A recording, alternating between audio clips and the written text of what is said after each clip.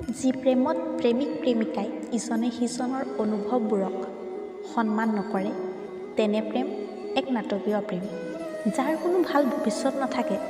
যদি আপোনাৰ সুখ শান্তি, আপোনাৰ মনৰ হাবিয়াস, আপোনাৰ ইচ্ছাক আপোনাৰ সংগীয়ে কেতিয়াও গুৰুত্ব নিদিয়ে, তেন্তে এই প্ৰেম কেতিয়াও স্বৰ্গীয় নহয়। প্ৰেমিক প্ৰেমিকাই যদি তেওঁলোকৰ ব্যক্তিগত কথা ইজনে সিজনক শ্বেয়াৰ কৰিবলৈ টান পায়, তেন্তে জানিব কিবা প্ৰব্লেম আছে এই প্ৰেমত।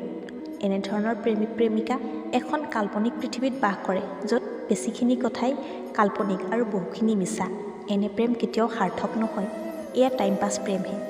সেয়েহে এনে প্ৰেমৰ পৰা সাৱধান হোৱা উচিত। অপৰিকল্পিত প্ৰেমক সদায় নাটকীয় বা সময় অতিবাহিত প্ৰেম ৰূপেও আখ্যা দিয়া হয়।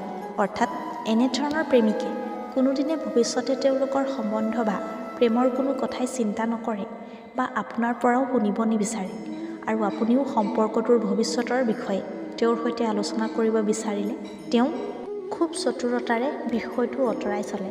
সেয়েহে কোৱা হয়, পৰিকল্পনাহীন প্ৰেম কচুপাতৰ পানী মাত্ৰ। এইটো ধ্ৰুৱ সত্য যে অপৰিকল্পিত প্ৰেমৰ পৰিণতিৰ কোনো নিশ্চয়তা নাথাকে।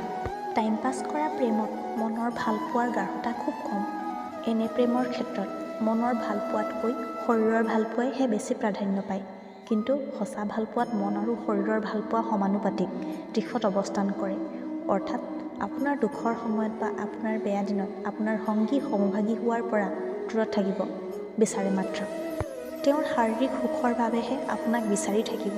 সেয়েহে কোৱা হয়, এনে প্ৰেমৰ কোনো নিশ্চয়তা নাথাকে, আৰু যিদিনাই আপোনাতকৈ ধুনীয়া শৰীৰৰ সান্নিধ্যলৈ তেওঁ আহিব, সিদিনাৰ পৰাই তেওঁ আপোনাক সৰু অজুহাত লৈ ব্ৰেকআপ দিব বা লাহে লাহে আঁতৰি যোৱাৰ কু অভিসন্ধি ৰচনা কৰিব।